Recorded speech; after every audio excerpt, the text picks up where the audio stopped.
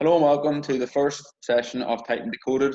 So we kind of thought we were talking during the week, and we thought that we put together something like this as well as the current podcast, where we're speaking and bringing in guests. We just do one together, the three of us or four of us, whenever showers are available and ready as well.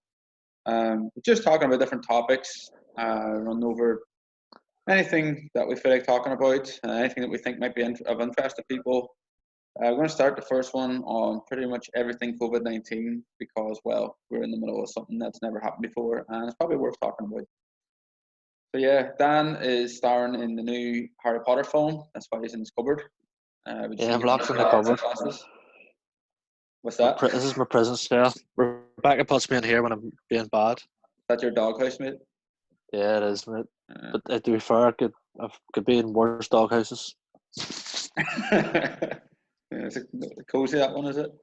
Yeah, it's got a TV and all. Oh, you're sorted. Jesus. No need to move at all. No. Sorry, go ahead. What's the story with you, Roy? How's where are you at? Is that your kitchen? With Batman in it? I don't think so. My dog lost it. Does that make you feel safer at night, Roy, having Batman watch over you? No, he kicks my ass when I start procrastinating. So. Oh, okay. Yeah. He doesn't do a good job though, because I'm always procrastinating. Well, aren't we all? I see you're hiding the COVID hair under a hat, Roy. Yeah, it was the best way, innit? I mean, you know.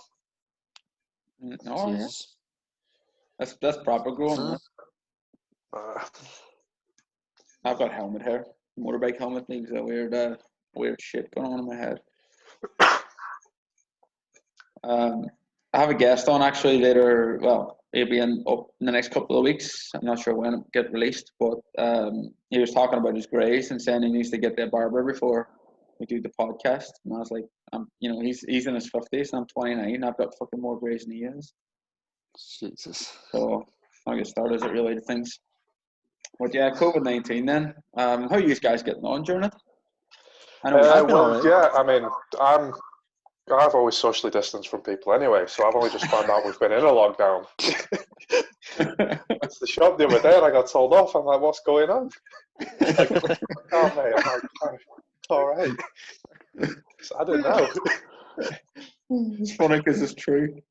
I don't know, Jesus. Yeah. You wouldn't see Rye from 1 month to the next. Yeah, I've been grand myself too. Like, I've been drinking a bit more than I probably would do because you get bored at night and something to do. Other than that, I've had a drink this week, but I probably have a few shandies. Dan, do you ever find whenever you see somebody drinking on a film or something, you're like, oh, fuck, I wouldn't mind one. Yeah. Seen a guy drinking the thing is, in a film, I was like, oh, whiskey. I know. They always drink. It's always whiskey, isn't it? They drink, and they have put loads in. Some scotch, and they're buying. It's like, how could you function drinking that? They're like all these detectives now. Like, it's just not real. It was a detective film I was watching. Detective film. He poured him and the other guy scotch, and it's like fucking scotch this side. It's like yeah, you ain't doing fucking detective work after that. No. You just drove there, mate. How are you getting back home?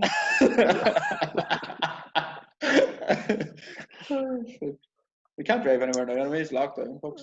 No. It was 21 Bridges. Have you seen the film? I've seen that on Amazon Prime. I haven't watched it. Like, it's decent. Is it good? It's a good show. Yeah, it's a good show.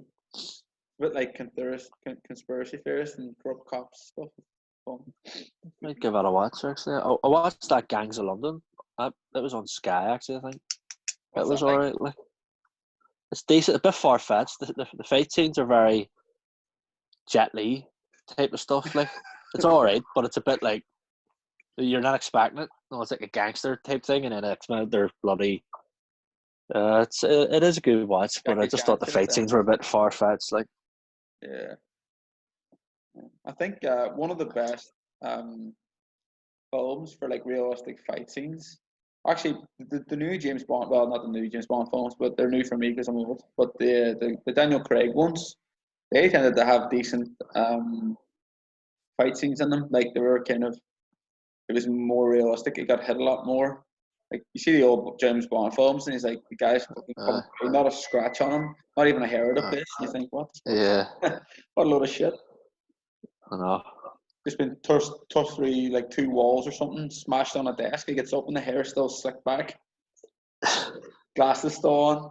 Fucking dumb shit. I only learned the other day that Pierce Brosnan's from Ireland. He's from County Meath, I think. County Meath. There you go. Pierce, the name kind of give it away, to be fair. Pierce is a pretty Irish name. Yeah. I knew he had that connection there, but I didn't actually know he was from. Thought maybe he was like Irish American or something like that. Like a plastic patty. Probably insulted a lot of people there, but that's grand. Wouldn't be like you. Wouldn't be like me, to be fair. Right, so COVID-19 then. What do you think of? Have anyone been following the updates? What do you think of Boris Johnson's speech on Sunday? Yeah, I'm trying to I try to follow them, but I just get lost. And it's like, I suppose it's like politics, isn't it? They tiptoe around the subject until they talk that much, you forget what they're actually talking about, and then you just switch off. I do anyway. Like, but that speech the other day, what he did was just like, it's like he was saying stuff, and I go, shit, shouldn't have said that. Don't do this. You know, it was like, and then he was saying, shit, shouldn't have said that. Oh, maybe there's someone behind the camera going, oh no, don't say that. Don't. Actually, oh yeah. I'm guessing that's what was going on there. Like, probably right. Like, probably right there. It looked like he had a massive slip and then snorted a line of coke before he came on. It's just he looked both spaced out and fucking wired at the same time. It was weird. I don't know. I couldn't like. Yeah, he's I seen Donald Trump. He tops him like. Donald Trump's the only guy to top him, isn't he? He's just there's never been a guy like quite like him. To be fair, do you think he's fucking mentally ill? Like, do you think he's got some kind of mental illness going on? I think he's starting to lose everything. Like loses touch with reality. That boy. Like, I don't think he was ever in touch with reality, but he's certainly fucking getting worse. Yeah, he's a character. Yeah, what do you think will happen then coming out of this? Do you think it'll? What do you think? When do you think we're going to come out of it, and what do you think is going to happen? Well, they seem to be strange. It's weird, isn't it? They seem to be relaxing things now, like, but whether or not that's a good idea, but I don't think we'll ever know that until we see. But I can imagine that. I think was it Italy? No, Spain. Sorry. Apparently, Spain opened up and started sending kids back to school and so on. And the R value, as in the speed at which it what's the word? Goes from one person to the next. Transferred. Jeez, I can't get that word out. So yeah, the speed at which it transfers to people. Apparently, the R rating went sky high again, like pretty much after they opened. So I would imagine if we start sending people, like, have you seen the tubes, the images and stuff of the tubes in London? I haven't. My mum was telling me I haven't seen it, like, but I've been on the tube before. I've been on the tube, and it's like I wouldn't want to do it on a good day. That never mind. Well, what's going on now? When I was coming down here on the bike today, I seen like 6 or 7 people standing at a bus stop, and then like the bus was kind of coming up to it, and there was already loads of people on the bus. So obviously, people are using public transport to get to work and so on. I mean, I try not to judge because you just don't know what situation people are in. Like, for some people, the economic impact of this is going to be more severe than the medical impact. Like, for those who are worried about paying the bills and so on, like, that could have a massive, massive negative effect for a lot of people, especially people with young families, and they got kids to provide for and so on. So I try not to be too judgmental on it personally, because like you just don't know what people's situation is, so you don't know. Like, I see a lot of people bashing other people who think the opposite of them. Like, so one group of people's like, no, we gotta all stay in for fucking X amount of time, and then the other people's like, this is madness. We shouldn't even have stayed in the first place. We should be all out. And like, I'm kind of somewhere in the middle, and I don't really see the benefit of like bashing the other people because you just don't know where their perspective's coming from. You don't know what they've been through in their life. Maybe they've been through some fucking hell, and you think that this is just another thing. Whereas people, I don't know. It just depends. Just depends. I mean, don't get me wrong. The problem is that people who are going out potentially are endangering other people's lives, and that's the difficulty. That's where it's really just like walking on eggshells. So yeah, well, from a social services aspect, there's kids there who aren't going to school, and then when they go to school, say they're going to school. When they go to school, is the only time they get away from like maybe in a violent household or a household where they're not getting fed. The school's the only time where they get fed. There's all that sort of stuff that's not really, you don't really see, which is and the domestic abuse on men and women. I was just going to say that. I was just going to say where the domestic abuse has gone skyrocketed. So you don't really know. Yeah, as I say, it's extremely difficult to say one thing or the other. I mean, don't get me wrong. I do think we should be kind of a bit more cautious about it, and really, as much as the economy may suffer, personally, I believe human life is a bit more important than that. I mean, even our business has taken a huge hit to the point where, I used to be able to easily take a wage from the business, and now that's not the case. So, we've had to make huge changes over. So, there's been. I think it's going to take a lot of sacrifice for a lot of people, but at the same time, I wouldn't be one to jump on and judge other people for their actions because you just don't know where they're coming from.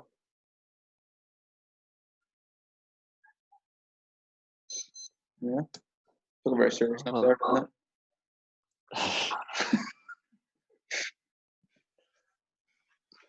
Roy, you're very quiet. What's your thoughts on that, bud?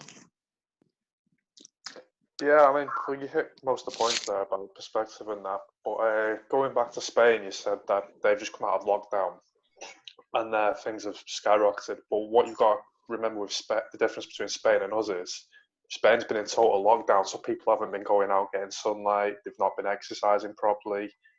So obviously their immune system's going to be a lot weaker than, a lot of ours. But obviously, like, if you look at any history and whatever, going back to a case like this, going back to Spain, for example, the Spanish flu, once they came out of their first wave and they started going back to normal life, they got hit with a big second wave anyway. And the death toll was, it was like a lot worse than the first one. So I think we've got that coming. Yeah, I think that the death toll will skyrocket back up again. Like, I mean, it never was. The lockdown was never meant, I don't think, to like outlast the virus. We weren't ever meant to stay in lockdown until the virus disappeared. Because of essential workers and the fact that we needed to go to supermarkets and so on, that was never really going to happen. So I think it was just to keep the pressure off the NHS. And I guess it did do what it was supposed to do, and that big hospital in London that was open, the Nightingale or something.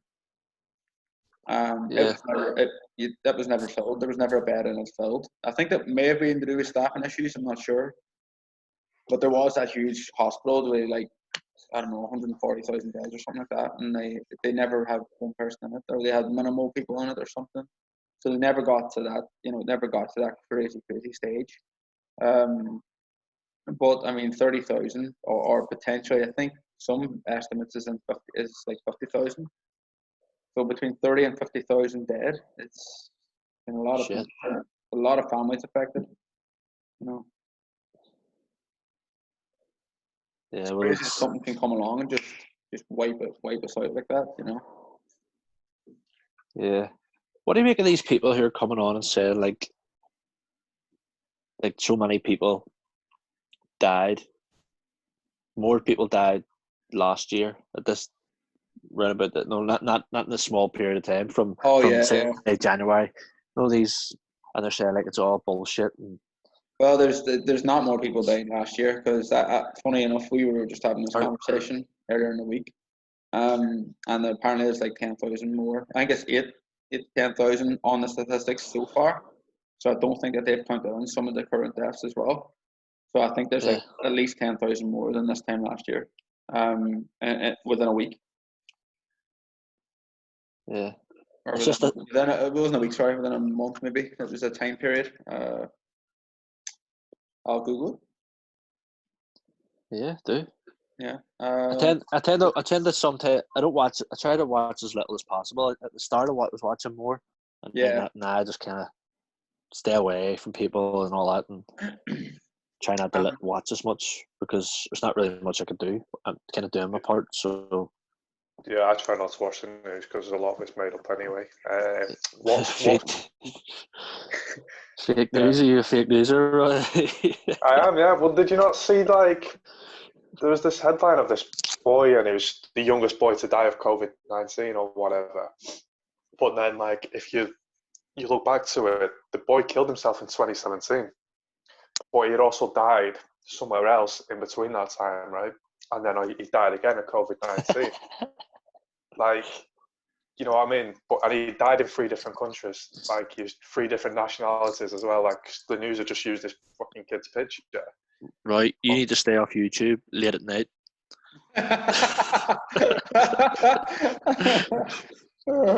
No, what are you talking about? I know what you're saying. I've watched those kind of stuff before. I don't know what you're talking about, but I've watched all that stuff about the shootings in America, and they're all the same people. Oh, the same witnesses. Yeah, I know what you're talking about. Yeah, so it's kind of like it's funny because it's like them scam things, isn't it? It's almost like them scams. Like have you seen the Bitcoin trader scam, where you can make 1,000 a day and so on? Just invest I'll see the comments on social media, like with the telly. I just ignore them, like. You see, you get them. I got an advert through on Facebook, like for this Bitcoin trader, and I thought I'm going to Google that and see, and like it instantly came up. The first couple were like, oh, you know, it's legit, and it's all these people that put in testimonials and so on, and they tried to say that Richard Branson and all had got on board with it, and then you scroll down, it's a scam. Like you scroll down on the sheets, and there's up like this guy. You can find the guy that wrote the testimonial. You can get him on Fiverr, and he's an actor. It's like, fuck. It's kind of like that, but there, DEF's Office of National Statistics. So I'm going to read out some statistics. To be honest, man, they do this in a way where it's really, really hard to determine, like, what it is. Let's see. All-cause mortality. That's what we're looking for.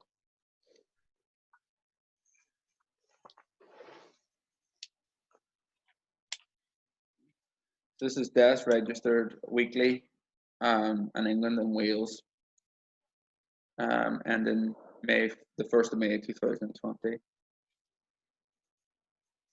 This provisional counts, so it's like obviously these probably need to be, redressed afterwards or verified.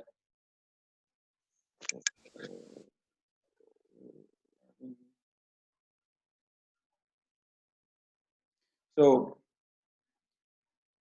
the number of deaths registered in England and Wales in the week ending the 1st of May 2020, which is week 18 of the year, was 17,953. It's a decrease for the second week running. So that week, I think the death started all-cause mortality, which is probably a decent indicator of COVID-19. Things started to take a dip after that first week of May, or the weekend in the start of May.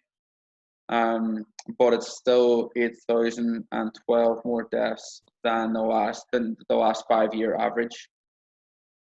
So an average of the last 5 years is 8,012 more deaths in week 18. So it's roughly around 8,000 more than it was last year or the year before, or the last 5 years on average. So obviously there is a significant amount of deaths associated with. I think that's going to be the only way, because there's probably loads of people dying at home as well right now that they're probably not even discovered yet. You'll probably have a lot of, especially elderly and vulnerable, they're going to be discovered when all this is settled, and people can go out in the community and find, there'll probably be tons of people found dead. I know that I can confirm like a few cases where that's actually happened. Because Caroline, who was on the podcast a few weeks back there, she was saying that, and she's a GP, and she was saying that there was an elderly couple found dead. Now, Jesus. whether or not that's COVID-19, we don't know. You know, they could have just died of natural causes or a heart attack or whatever. But there's a whole pile of factors in that. Like, it's going to be really, really impossible, I think, to determine how many deaths are just specifically related to COVID-19, simply because the amount of people. I think I heard somewhere now. This might be inaccurate, so don't take my word for it. But I remember reading somewhere that around 30,000 people last year put themselves forward for cancer treatment or went into the doctor and were diagnosed with cancer. And there's only 5,000 this year in the country. So, 25,000 people not put themselves, not finding out if they have cancer. That could massively increase the death toll. It's similar, I think, around with things like heart disease as well, because people don't want to go to hospital in case they catch this virus. Yeah, well, that's it. So it's going to be virtually impossible to determine how many deaths are just COVID-19. But then there's no such thing. And it's just COVID-19 because, as we've discussed with Caroline, like the virus actually attacks the endothelial cell. So it attacks like the smallest blood vessels, and those are the ones that surround your organs. So like your heart, your lungs, your liver, your kidneys. That's why you're getting a lot of people with COVID-19 with liver failure and kidney failure. Now they're dying of kidney failure, they're dying of liver failure because it's actually attacked the endothelial cells in those little capillaries that are surrounding the organs. That's where the damage is done. It was originally thought to be a respiratory, but they're actually looking at it now as something, a different. The mechanism by which the virus attacks is a little bit different than we first thought, and that's not even come out in the news yet. That's just obviously straight from the horse's mouth. Speaking to Caroline, who's a doctor working in it currently. It's bonkers. Like I've seen. I don't know if you guys are watching these videos, but I like to take a view from both sides. So I don't like to go crazy on the one side or crazy on the other. I like to try and hear both sides of the story and then watch to see what happens, basically, and see who's correct. But there has been a lot of obviously people coming out and saying this is all a big conspiracy and this is all and Bill Gates is going to start implanting us with fucking microchips and going through the vaccines and shit. I mean, the thing is, you just don't know. I mean, it's probably not likely, but you just don't know. You really don't, Tracy. No, I used to like if you look for conspiracy, because I love conspiracies. You'll find it. Do you know what I mean? It's just you will find it. Do you know? There was there was a leading doctor from Ireland. I need to find out her name actually. She's an Irish woman. She was the. I'll need to get this right because I don't want to be misquoted. But I think she was the advisor to the EU on vaccines and viruses and there's an overall term for it, but you get the idea.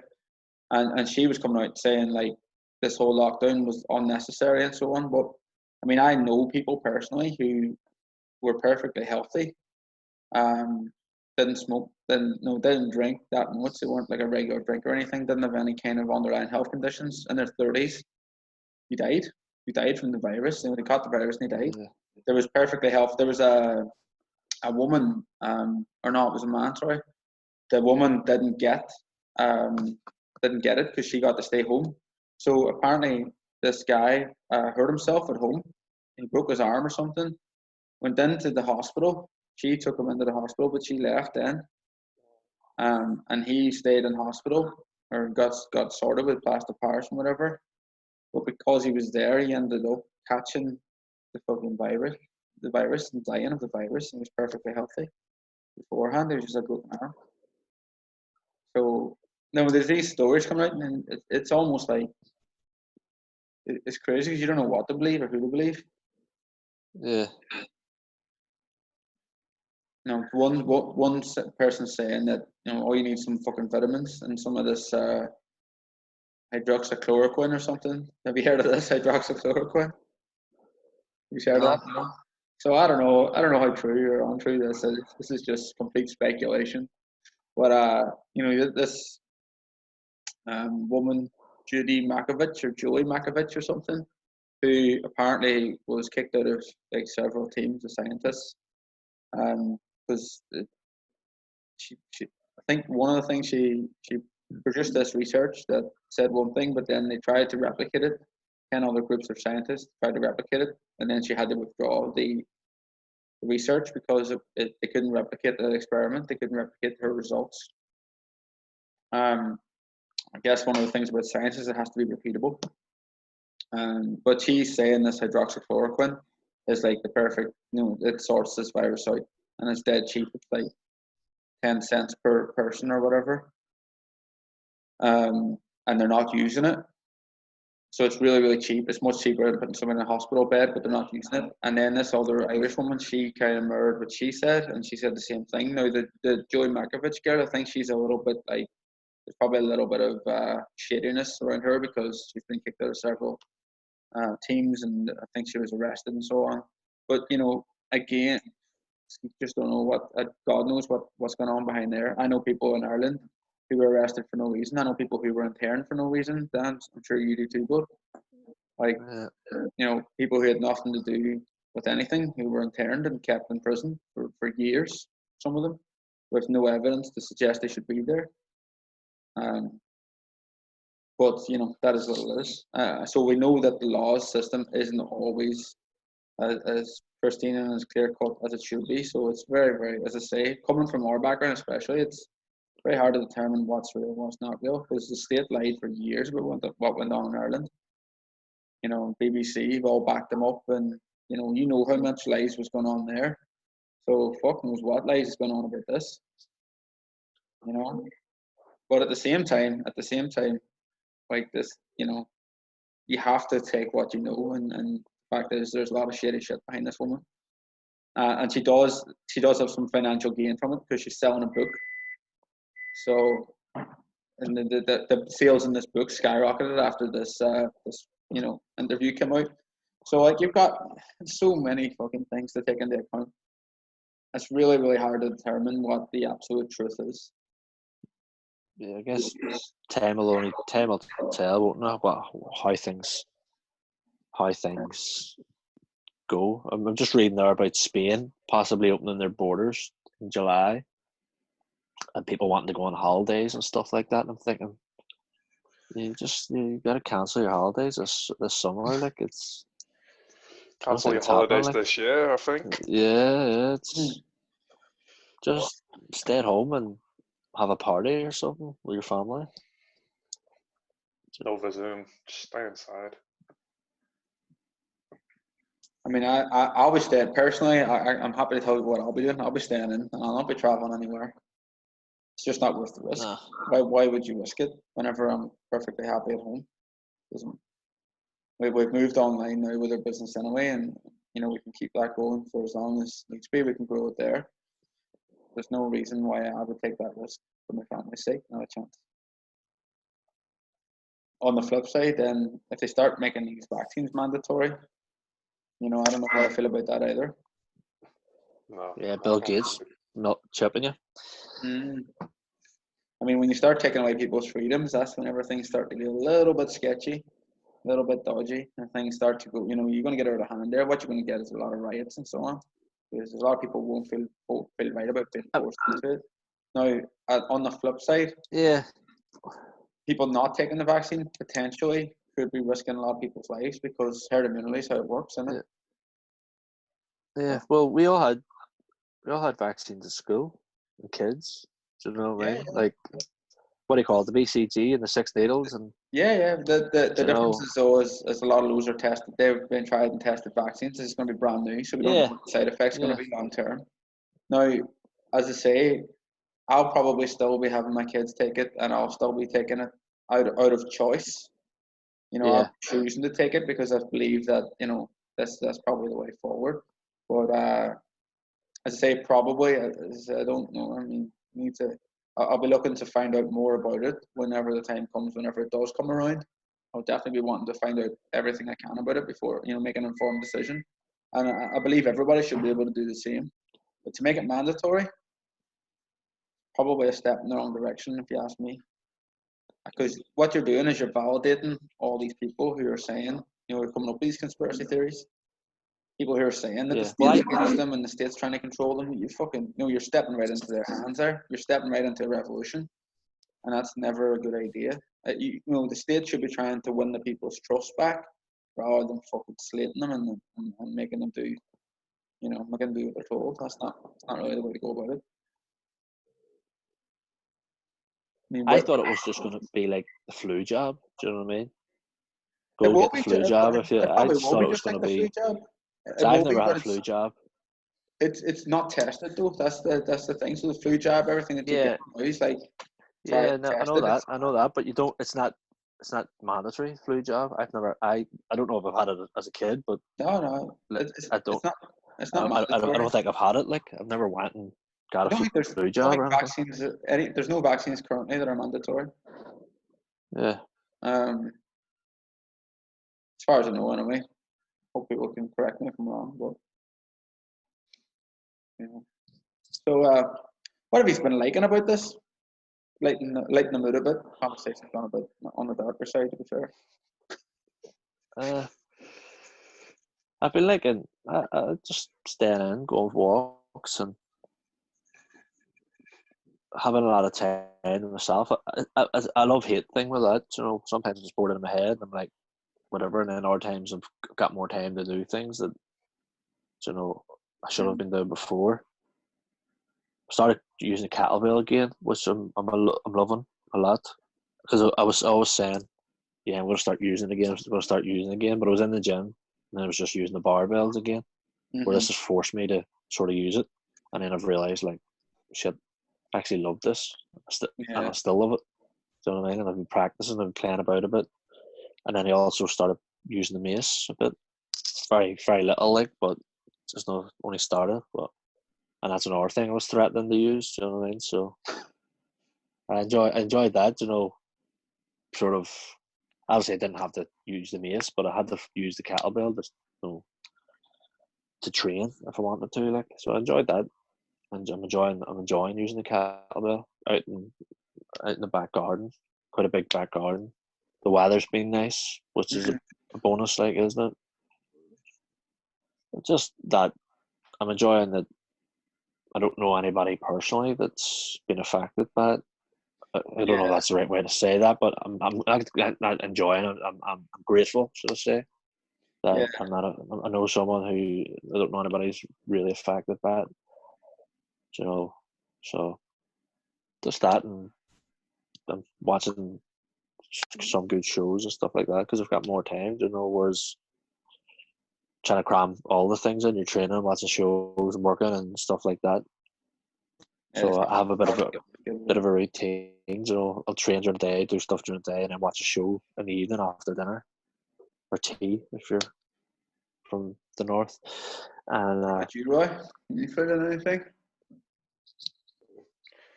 Yeah, well, up until like the past couple of days, we've had really nice weather, so I've just been going out on long bike rides. I mean, Blackpool looks like it's a foreign country at the moment. The sea's changed colour because there's no litter in it. So what? That's been nice. And chilling in the back garden when the sun's been out. It's been nice. Apart from that, the rest of it's just kind of been kind of normal, kind of. Apart from the fact that my routine's gone out the window a little bit. Because,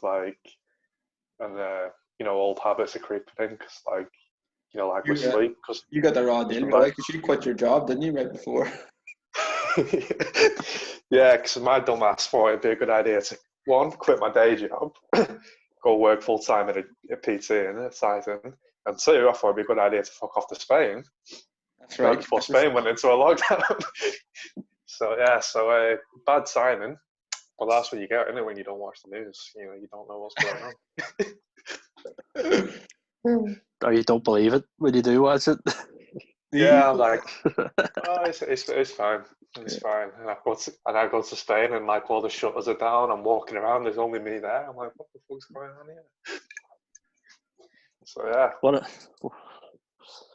about That's you, another Jim? thing. What baffles me is they're still allowing people. They've been allowing people from the beginning of this, right? They've been allowing people to fly in to the UK. Yeah. There's been planes landing in like Manchester and London and everywhere. Gatwick. What the fuck? It's stupid, isn't it? It is so dumb. Lock everybody indoors, but allow everybody to fly in. Like, what the hell? What were they thinking? And they're not even quarantining, not even testing them. They're not testing people coming off the plane, and they're not quarantining anybody. Obviously, if they're not testing, they can't quarantine because they can't prove that they have it. So it's just a complete shambles at the minute. I mean, correct me if I'm wrong. A lot of those people they flew in as well, weren't they, to like those seasonal fruit pickers and shit? Yeah. Like crop harvesters. So they're flying these people in to harvest our crops to go put in our supermarkets to give the people who are in lockdown. Yeah. You know, I'm not the brightest person in the world, but you know, that's not very common sense, is it? It's not really, is it? I mean, I'm sure there's probably hundreds of people here that want those jobs as well at the minute. You know, who've maybe lost a job or want extra income. I'm pretty sure. Yeah, I mean, I applied for a few just, you know, to keep me busy. You know, I've been fruit picking and shit. You know, it's kind of working out, isn't it? You know, I applied for a few of them, but like, no, we're full. I'm like, all right, fair enough. Yeah, I was thinking of actually doing that myself. I was just thinking of applying for fruit picking. I figured it would get me out, you know, out and about. But then I started to really enjoy spend a lot of time during the day with the kids and kind of really enjoyed my freedom a bit more. So I didn't do it then. Yeah, I mean, that was my reason for doing it. It's just, you know, something to do because, like, it's not necessarily for the money, but, you know, just something to do, keep a routine going. Because, like I said a minute ago, bad habits starts creeping in it. Like, you know, if you don't need to be up in the morning, well, one more TV show of Power is not going to kill you, is it? And then before you know it, it's 2 a.m. and like, shit. You know, done anything? like when you was ringing me today to get this going, I was still in bed. Yeah, we were just chatting about that, weren't we? I was still in bed because I was playing Star Wars last night. You know what I mean? Because my natural sleep patterns, you know, I'm more of a night bird, so I can take it to the extreme, and because I don't need to be up anywhere in the morning, and because, you know, obviously Titan's all online now, and all the work I can do from my desk, it doesn't necessarily matter when I start it. Yeah. You know what I mean? So, like, for me, it's the bad habits that are creeping in that, you know, that's been the downside of this lockdown. Same. Drinking and biscuits is my downfall. Drinking and biscuits. Yeah. Brilliant. Just because you can't, like, I eat biscuits, but if I'm out working and stuff like that, then they're not always there. So I mean, whereas I'm just like, they're just always there. Can't get away from them. That's same as right. I suppose it looked very wrong if you. What were you saying, Roy? I was going to say, I suppose it looks very wrong if you're in the middle of the gym, Dan eating a bunch of biscuits. Yeah, it doesn't look good, does it? I think we'd be pulling you to one side, having words with you, like, you know, come on. At least eat them in the office. I know, at least hide it. I brought my first piece of chocolate into the house for like the first time in 2 weeks yesterday. So me and Ash, we did 2 weeks of no chocolate, no junk food. It was fine, like, and we got dairy milk buttons, and it's weird, right? That's why I wanted to say it, because it's dead interesting. Like, I would have easily, and you know this really well, I would have easily smashed a packet, maybe 2 packets of giant dairy milk buttons, right? No problem, myself. So me and Ash shared one of these giant packs, right? One of these ones, they call it giant packs, but they ain't that giant. Yeah, no. And you know, honestly, we couldn't even finish it. Another, like, we put us together because we've not been eating them in like 2 weeks. It was too rich. It was just like felt busted. So we couldn't have as much of it at all. Yeah, I talk about this in my program that I've just done. You know, the metabolic human program. Like, you know, reward meals and cheat meals. Like, you know, obviously they can be beneficial, you know, to keep you sane and have this. But like, once you've been on a period of, you know, eating healthier, and you're feeling you've got a lot more energy, and you're feeling you get more nutrients in, and you go have those cheat meals, you sort of realize how they made you feel. Yeah. And while they can have a positive psychological effect, they can also actually make you realize that, hang on, I don't actually need this stuff. Yeah. Because I swapped out. I swapped out I'm a sucker for sweet stuff, right? So after my dinner, I always crave something sweet. So I swapped out my chocolate and biscuit. I didn't always have chocolate every day or anything like that, but I would have a biscuit with a cup of tea or something, after. But biscuits and tea, man's my downfall. But I swapped them out anyway for yogurt and fruit. So I'd put cut up strawberries and blueberries and grapes and so on. Bits of banana. Banana's actually really nice with it. And chuck in a flavoured yogurt over the top and just eat that. And it's actually much nicer. It's way better, honestly, than chocolate. I actually prefer it more than the crappy junk food. I mean, every now and again I wouldn't mind chocolate, which is why we went. Ash was craving it, so we went and got some last night. But that was the first time in 2 weeks. And as I say, we couldn't finish the bag, and I felt pretty crappy after. Went to sleep, not great. Weird. Yeah. Chocolate, eh? COVID-19, down to chocolate. How did that happen? Fucking craving a bit now after chatting about it. That's show me the buggies. No, I'm gonna have some salmon in a second. Once I get off this, I'm gonna have some salmon and vegetables. Salmon. Mm. Saying it's snacking that gets me. I eat healthy meals. It's bloody just when they're there. When you have a bit, I'm like you, a cup of tea. I need to have a biscuit with it. I've started having. I got a new coffee machine, so I've started having these. These nice coffees with frothy milk and shit. And there's chocolate sprinkle powder.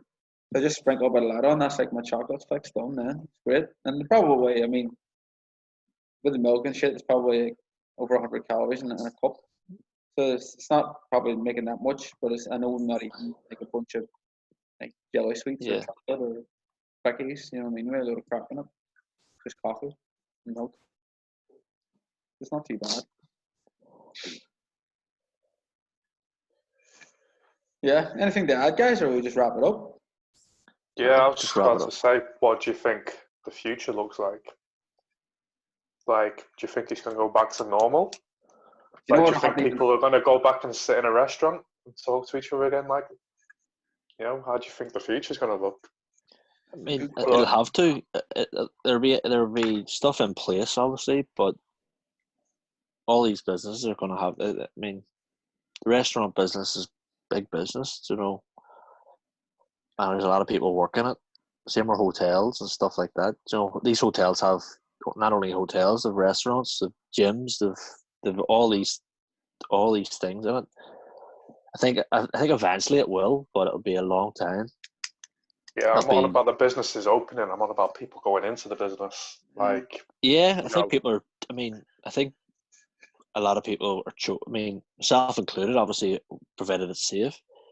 But I think a lot of people would, if the pub opened tomorrow, it would be rammed. I wouldn't be going tomorrow. But I think if it opened tomorrow, it would just because there's that many people, fed up. Really, obviously that's not a smart idea. But I don't think it's people go. No, I'm not going.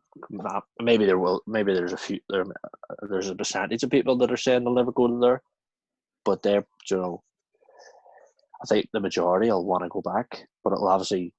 I think when you go into restaurants, there'll be bloody. Those hand sanitizers you get in hospitals and stuff. I think it'll be a lot of that until well into next year, but time will tell, I guess. I think it's going to be a very different experience whenever it first starts to open up properly. I think people will as much as you see it a lot now, right? Where lots of people are not social distancing. I don't know about you, no, but I'm driving down here in a motorbike and there's 12 lads, definitely from different households, walking back to back on bikes, and it's not they're not social distancing. So there's loads of people not following the rules right now, So I'd say a large proportion of people are just going to be exactly the same whenever things loosen up even more. Like there's already people back on tubes and going back to trying to get back to normal. But then if you look at the approach in schools and so on about, I don't know if anybody's seen the pictures of what they do in Spain. I think it's Spain and Italy, one or two. And they have like the kids 2 meters apart and playing 2 meters apart on the playground. I mean, I don't know how obviously it's necessary, like, just to slow the spread of the virus, but how healthy is that?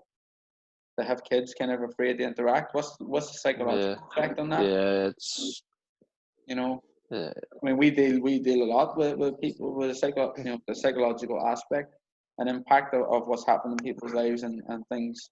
And I know fine rightly that's going to have some psychological impact. A lasting effect too. It's going to have a lasting effect. It's going to have a lasting imprint in the kids' memories. So I mean, I personally won't be sending my kid to school to do that. I mean, just no, it's just not happening, and I'll fight any case on it, no problem. So I'd rather just homeschool them if that's the case. You know what I mean? But losing that, like, to have to learn to interact like that, yeah, I don't know. It's not. It's different whenever you can explain. You know, you can't see his family because of the virus, and like my 3-year-old Thora, she understands that, but I wouldn't want her, you know, having to refrain from playing with other kids and interacting and like wiping down like playground equipment before she goes on it and stuff like that. Like I don't want to get into them kinds of you know. I imagine it would be hard for teachers as well, because how do you police that without coming across as your woman from Matilda, Miss Trunchbull? So you know, it's like how does a teacher police that without coming across as nasty? So, oh no, don't play with such and such, don't touch them. Your head would be racked. I wouldn't want to be a teacher. No, fuck. It's definitely it's not a good time, is it, for people like that? But they've extended the furlough one, so they're doing another for like 3 months, I think it is, or 4 months. I'm not sure. Somebody say October. Till October, but in August they're asking the businesses to chip in. They're asking companies. It's all well and good for big corporations, but probably a lot of the smaller, SMEs, the smaller medium businesses, probably won't be able to pull that stuff off. Yeah. Like they're probably just surviving off. I was speaking to a guy yesterday who has been doing well for the last decade in business, going really, really well. And he texted me to ask me how I was doing. I was saying, yeah, doing fine. You know, we've transitioned online and moved everything over, and we're surviving okay, and all the rest. But he said, like, because his rates bill was over the 51k mark, he didn't get any grants. There was no grants whatsoever. Shit. He had to lay people off because he didn't get access to a lot of the furloughing and stuff like that. So he couldn't, because they were on different kinds of contracts, they had to end up laying people off, which broke him. Like he wasn't happy about that. He wasn't happy about having to do that. But he says it was either that or his family was really gonna take the brunt of it. So although it was quite a big business with big margins, it also had big expenses, and these expenses still have to be paid if he wants to keep the premises in the long term. So, you know, it's a crazy time, like, for people. Yeah, I think on that note as well, we're gonna see a lot of businesses closing down. Like, remember when the internet first came out, and there's tons of businesses like your movie store, like your video shops and so on, they all just went out. There's going to be a lot of that happening, I think. Like this is going to change how we interact. I think people are gasping for the gym now, like, because they don't have it. But it's just one of them things where, I think what's going to happen a lot, to be honest, is they'll rush back once gyms do open again. They'll rush back in for a short period of time, and then they'll realize, oh, I remember how much freedom I had when I trained at home and followed an online program. And then they'll go back to that, because like once the gym's open, they have to go back to their jobs. I know some people are still continuing on with their jobs, but they have to go back to normal life as well. So they won't have, they won't have the time as much. and it is convenient to train at home. I mean, I think it is pretty convenient generally. It depends. I've got 2 kids, so I do all right with it. Did you see the in America? I don't know what the gym was. I just watched the video and then I read the comments and it made me laugh. Like, and it was all these people who were protesting, and they all went to the gym, outside the gym, and started doing like a workout, a bodyweight workout, and everybody was saying like, well, if we can do all that without the gym, why do they need to? Why do they go to pay for it? It's funny. Like, it's just like, oh, what was the purpose of that? Go to outside the gym and work out with bodyweight stuff like that. So it made me laugh. Like, well, apparently now 1-to-1s. I was reading something this morning of the government guidelines, and they are allowing 1-to-1s now. So as provided it's outside. Yeah, I seen that, and I seen that outside. Yeah. And doing your social distancing and wiping down equipment and maintaining hygiene, you can do 1-to-1s. Yeah. I personally won't be, but that's my choice. But I wouldn't start to slate other personal trainers or gyms for doing the same. I just wouldn't, because you don't know their situation. Well, I mean, go back to what you were saying about restaurants, Roy. Obviously, they've got to weigh up their their costs and stuff like that. But I don't see why a restaurant can't open with a limited amount of people in, keeping the space. And because what's the difference between that and these takeaways that are allowed to go? Do you know what I mean? And shopping, people stacking shelves and. All right, let's rephrase it a second, right? So if you open up a restaurant and you're limiting the capacity in there, so the environment, the atmosphere is going to be totally different. You're going to be sat in the middle of a room and there's going to be no tables around. Yeah. So you're not going to get that atmosphere. You're going to feel like you're in the room alone with whoever you're eating with. And then like you're going to be people coming over with you with masks on. They're going to be serving you with masks on and these gloves on that probably haven't washed. So the whole atmosphere of it's just going to change anyway. The whole. Right, so it's going to put people off, and it's not just restaurants as well. Like I don't think the cinema industry is going to last after this. Why would people go to the cinema and risk being in a room with people for 2 hours when they can just put Netflix on for a tenner a month? So it's like all industries around so like that. And bear in mind, we've not been hit with a second wave yet. So imagine how people are going to change once we've been hit with a second wave and it doubles down. I just don't think life's going to return to normal again. And then so a lot of restaurants, maybe gyms as well, are going to close. Cinemas are probably going to close down. So not only that, like I'm seeing a lot about people wanting to jump on a plane. Now, maybe the airline industry will, I can't see planes closing down forever, but the costs are going to go up. So you're not going to be able to go on a cheap holiday to Benidorm anymore. It's going to cost you. It's going to cost you a hell of a lot just to go to Benidorm, for example.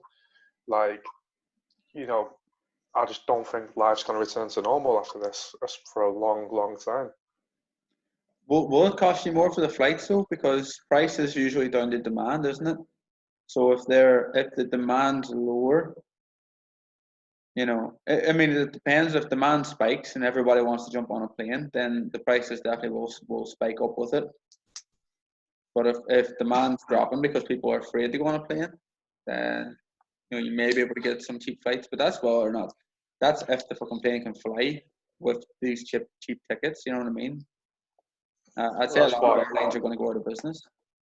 That's my point though, because like if people aren't wanting to go on a plane and they have to lower the prices, well, they've still got to pay for the fuel. They've got to pay for all the debt they've took on trying to keep the companies open. Mm-hmm. They've got to pay the staff and then the fuel for the flight as well. So like even if they are cheap, they'll still be a lot more expensive to cover the costs.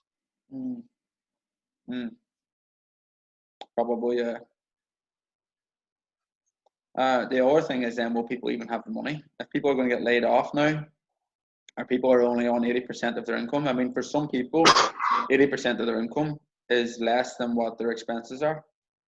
So their personal expenses are coming to more than 80% of their income. So for some people, their expenses are more than 100% of their income, to be fair. So exactly. Yeah, exactly. So that's that can take a while to show up. As you know, you can borrow forward, but that can take a while for you to realize that landed yourself in a big hole. I've been there and done that, so I know this firsthand. That if you keep adding on debt, you keep adding that on, and it's fucking very hard hole to get out of, and it ends up putting you in a bad place. Been there myself, mate. Been there myself. That's So it's crazy. Like, it's going to change a lot of things. I do think it will change a lot of things. I think the new norm, the new normal. People keep using the phrase "the new normal," and a lot of people are rebelling against it. And at least on my social media, they're saying, I don't want the new normal. I want the old normal. I understand that, but sometimes things just change, and that's just it. I mean, the new normal. Really, there's been a new normal happening steadily for the last 20 years. Since like internet and social media took off and things like that. I mean, before it was Facebook, it was MySpace, and it was something MSN, and there was all these things happening. It was brand new, and the kids were getting onto it first, and now it's fucking these widely used, almost public platforms. Facebook's almost a public platform. It's not as much as it's a private company. It's actually like a public utility in a way. It's become a public utility. So it's going to be interesting to see how the legislation is changed on that as well. Like what's going to happen with Facebook, and because there's a lot of censorship going on right now, and this is why I was saying about freedom of speech and freedom of action. Like because Facebook and YouTube and so on are censoring videos that are spreading potentially bullshit and false science, but because they're taking them down, instead of doing them damage, they're actually doing them some harm, because then people are like, whoa, if they're taking them down, they must be right. It must be a conspiracy. Do you know what I mean? It's actually fucking hurting them. Like rather than YouTube maybe putting out something like somebody representing YouTube or Facebook saying, look, don't believe everything you see and hear on our platforms. People, maybe putting out like awareness videos like that. Don't believe everything you see and hear. That would have been a far better approach, because then you're allowing freedom of speech. You're allowing people to share their views, but you're also saying, look, it's probably nonsense. So I don't know. I don't think they've approached it the right way. I think censorship, and you've got your man from London Real. I don't know if any of you follow London Real. Not particularly. I know who he is. Like, I mean, this Brian Rose guy from London Real. Like, I followed him because I started watching his podcasts a few years ago, and he had some fantastic guests on. Like, he had Edo Portal and all those guys on. So he had some real good guests on. Spoke to loads of famous athletes and so on, and good business people as well. And then he's done this massive 3-part series with David Icke. And it's just like the guy's talking about fucking royal family being lizards and so on. You think, where did that go off? Like, but because they're censored him, they've taken him off YouTube completely. Like they've taken those things off, and he set up his own platform now, which is funded by an entire community of people who want to hear that message. So you should know this really from Ireland, because when they try to suppress people, it didn't work. It's not going to work. It's never going to work. And not only will they, fight back, but they'll also fight back with legislation. They'll also fight back with law. They'll use the civil rights movement and so on. You're starting to take away people's civil rights and human rights. It's going to create a massive shitstorm on top of what already is a shitstorm in this virus. It's not, the whole situation has been fucking completely botched, in my opinion. They fucking botched it. Like, there's been no leadership whatsoever, anywhere. Like, if you look at the places that are doing well, it's like the likes of New Zealand. She's probably one of the greatest leaders that we have in the world today. For her approach to the whole thing, it's been phenomenal. I don't know if you've followed that. You probably didn't, but they've got really, really low debt. So I don't even think. Let me just check, see if anybody's actually died. Yeah, it's not even in double digits, is it, or just about? Yeah, it's incredible. Like what they were able to achieve. She's the one that took. She's the one that took a pay cut, isn't it? Yeah, that's right. Yeah. Yeah, see, he took a pay cut for it. Yeah. I don't know her name, to be fair. It just, I mean, if we had leaders like that, things would be so much better, and people are quick to blame leadership and quick to kind of absolve it. So people are saying stuff like, "Well, we don't know how hard it is for the leaders," and that, whilst that's true, they're in that position, getting paid a fuck ton of money to be there.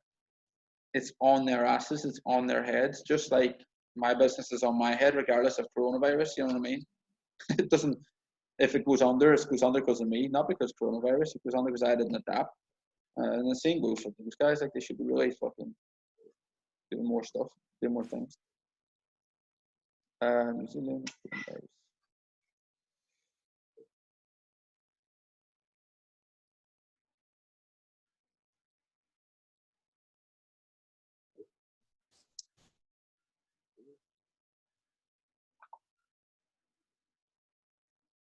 Yeah, so they've.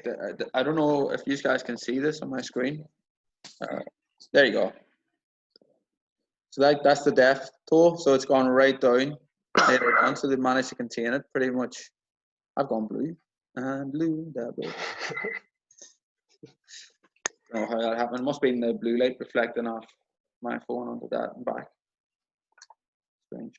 How many is it in total then? Didn't see it. I just seen the graph. Deaths is total deaths in New Zealand 21. 21. 1,147 confirmed cases and 1,411 recovered.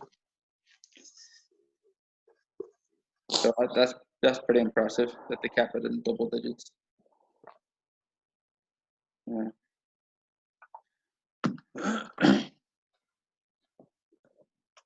What do you think is going to happen to the economy? I mean, I know we're probably going on a bit longer than we intended to in this conversation already. Like, yeah, my salmon and veg. But I guess we'll talk a little bit about the economy. What do you think is going to happen there? I mean, we've already kind of briefly discussed a lot of businesses going under, but as a whole, as a whole structure, what do we think? Well, I mean, I'm not an expert in this, but like, there was mostly going to be a crash coming for years anyway, like predicted.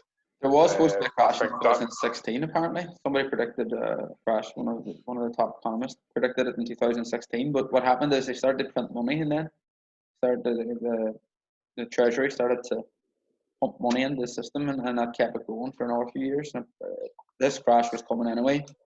We were at that seminar in Birmingham. Well, you were there, weren't you? Were you there? Remember?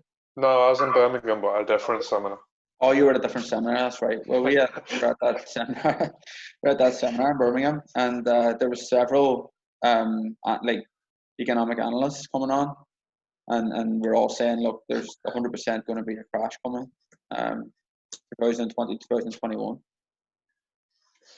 Yeah, I mean, that was always coming, but I think it's just kind of 10x now. I think it's going to be a lot worse than anyone ever predicted. You know, like I said, we touched upon like businesses maybe closing that wouldn't have. Yeah, I think it's going to be a lot worse than what anyone ever anticipated. To be fair, it's going to be like a global crash, I think. Yeah. So I mean, UK wise, I mean, like, you know, like, I think that we're probably going to get taxed a lot more, you know, to cover the cost of all the debt that we've incurred over COVID. You know, because who's paying for all these debts that, you know, the 80% that the government's paying for, like, so like when we come out of this, you know, we're probably going to get hit a lot harder tax wise, maybe. Like I said, I'm not an expert. I'm just going off other people's opinions, to be fair. But you know, they've got some weight behind them, I think. Yeah, it's going to be. It's definitely going to be tougher, I think. And then obviously, I mean, to be honest, it may require complete social, like a restructuring in regards to how we're employed, how we get paid. Because that, to be honest, that needed to happen anyway. I mean, how long could we keep going on with people doing manual jobs, for example? I mean, it won't really be that long until they come up with technology to completely. They've already done it in car manufacturing plants, for example. But I mean, how long before they can build a house now in like a few hours, prefab? Just basically a German company comes over and fucking drops it in, and it's done. And there's like a 2-man team to do it. You know, it's incredible. So like, how long before there's no need? I mean, your man, what's his name again now? Tesla guy. Musk. Elon Musk, yeah. So I mean, Elon Musk created a self-driving car and self-driving lorries and so on. How long before lorry drivers are out of business or out of work? You know, there's only so long that these types of jobs can keep going on without the advances in technology taking over. So there probably did need to be a restructure in any way in how we approach economics, you know, overall as a world and as a country as well. So I think that's going to just speed up. I think if anything, I think things like this, the crisis, tend to speed up the rate of adaptation because it's necessary. Like it's probably brought online personal training forward fucking 10 years in 1 year. You know what I mean? When you think about it, how many places, how many PTs and so on are just like have moved online in the last couple of months. They've pretty much flooded the market. I mean, so Everyone, yeah. everyone, you know, it's online PTs and free workouts. Yeah, free live yeah. workouts. But that's what's happening though. It's you know, the online market's now been completely flooded. It'll swing a little bit the other way when things open up, but I don't think it'll completely swing. And I mean that's just our market, but I think globally, like there's gonna need to be a lot of changes about how people. Yeah. I don't know. There was one guy came forward with a half decent proposal. He was saying that have like a universal basic income. Yeah, I've read that quite a few times. That's popped up a lot. Yeah. Yeah, so like people get like I don't know $1,000 a month or something, and that's like survivable money. So something that you can survive off, but not really have a great time off. You know, so every adult in the country gets £1,000 a month basic universal basic income. Now, there's a lot of people complaining about that and saying, "Oh yeah, there's going to be loads of people sitting on their asses." Yes, there will be.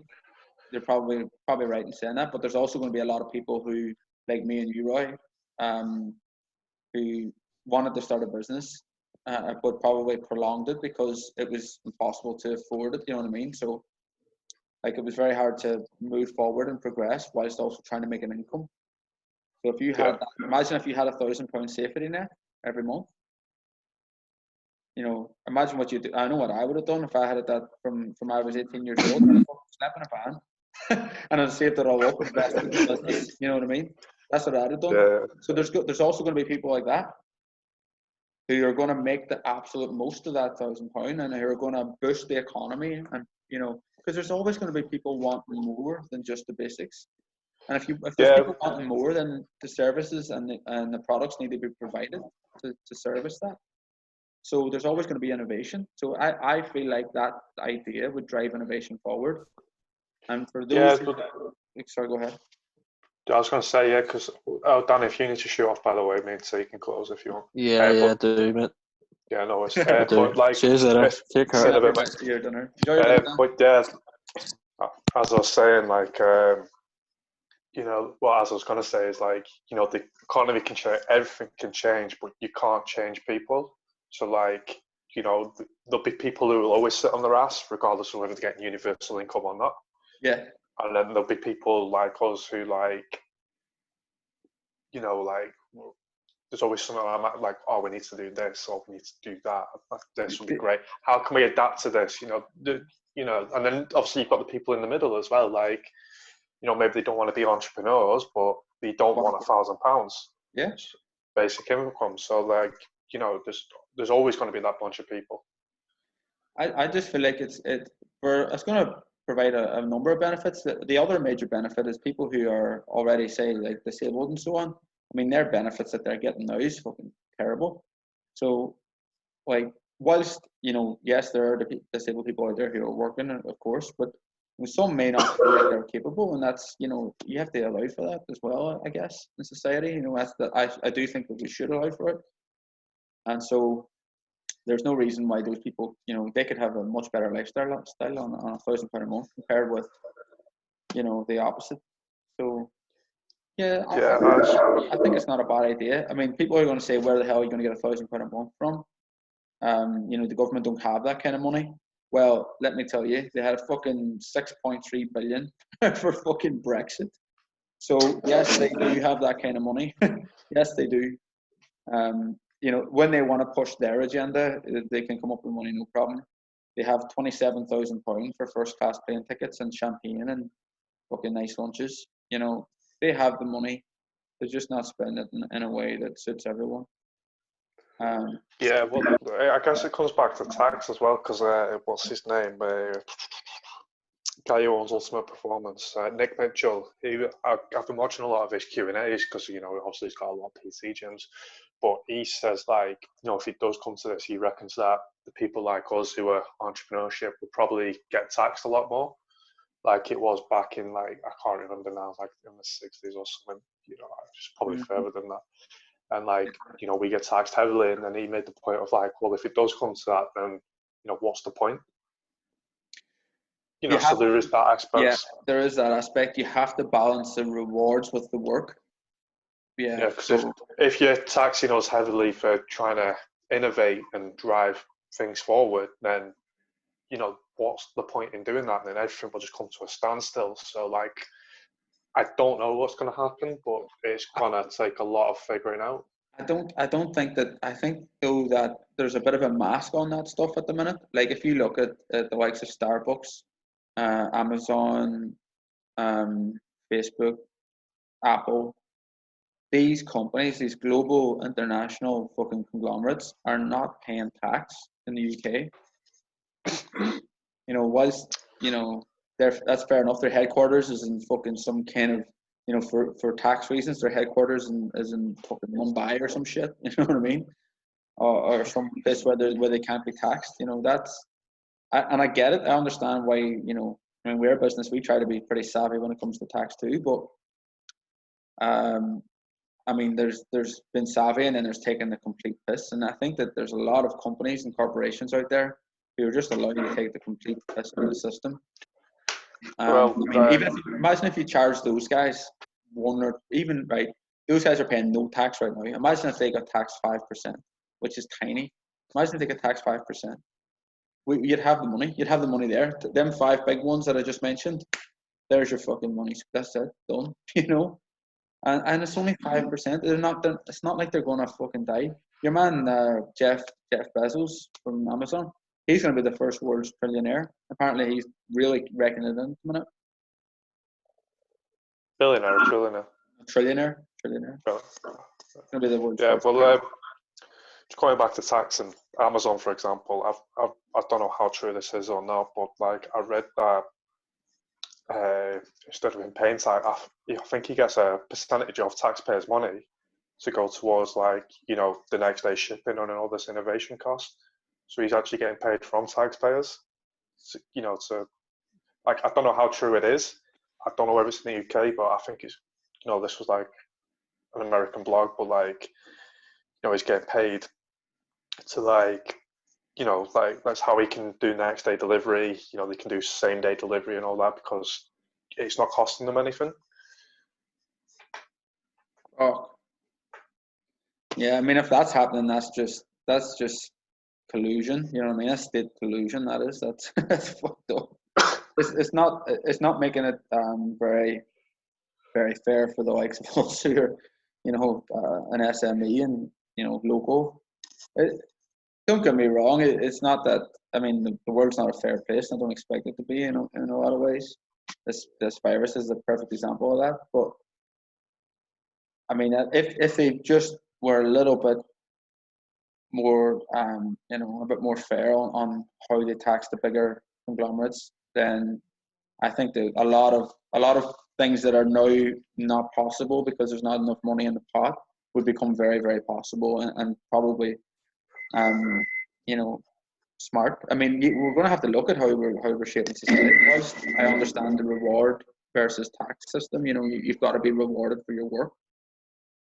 Whilst I totally get that, the other side of it is what happens when there's just no work to do? And it's going to come a time whenever robots and machinery is doing all of the work, even the innovation.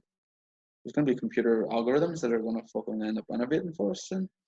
You know, what happens then? What happens when there's nothing to do? I watched a film the other day, and if you know what you said, it happens. I can see it going into like this sort of thing. And have you ever seen Ready Player One? I've seen it. I've not watched it, but I've seen it. Yeah, well, I watched it the other day, and it's quite an interesting film, and it makes you think actually. Like, it's like you know, there is a normal world going on, and there is still people working, but like people go into this virtual reality world because it's, you know, they can be anything, they can do anything, they can earn anything, and it's like, you know, they're living better lives in this virtual reality than they are in actual reality. And like a lot of people just spent their life on there, and I can see it going somewhere like that, to be fair. You know, I think if virtual reality was a bit bigger now, you know, I reckon a lot of people, and you know, there's a platform where people could meet online. I reckon that would be doing that now, to be fair, because, you know, no one can get out. So I can see it going down that road, to be fair. You know, if there's no need for us to work, or, you know, if work can be done in a day, you know, what are we supposed to do? That's pretty crazy. I mean, imagine that we'd be out of business. Well, no, because we'd innovate, we'd probably do virtual reality, PT. Yeah, but if your body like doesn't matter, you know, if the vessels change, because essentially the vessel for your brain is changing there. The vessel for our brain and our kind of experience of the world right now is our bodies. If you start adding virtual reality in, and you can just sit in a seat, stick on goggles, and, you know, experience everything via this other mechanism, then the vessel's changed. That is now the vessel. You know, I'm saying that, I don't know what it looks like, but it's like a face mask thing, is it? Yeah, but they have like these treadmills as well. People can run around on the treadmills and that. But like, I suppose going back to the point is, if we'd go out of business, then it wouldn't matter because we'd have the virtual reality world, wouldn't we, to just escape to. So, you know, what would it matter? Yeah, I really hope it doesn't go to that. I mean, Me too, because it's not life, is it? The film actually concludes with, I can't remember what it said, but I was actually going to write a post about this today anyway. Like, I can't remember the exact quote, but it's like, it ends with something like, well, reality is all we've got in the end. So, you know, that's how the film sort of concludes. So, like, hopefully it never comes to that, but like, who knows? Yeah, I think it's going to be, you know, it's going to be a weird world in the next number of years. Now, there's going to be a lot of changes and things to work through. Yeah. Yeah, I mean, hopefully it doesn't come to that. I mean, have you seen that old film with Sly, Sylvester Stallone? And, you know, they have sex through virtual reality as well. Oh yeah, yeah. What was it?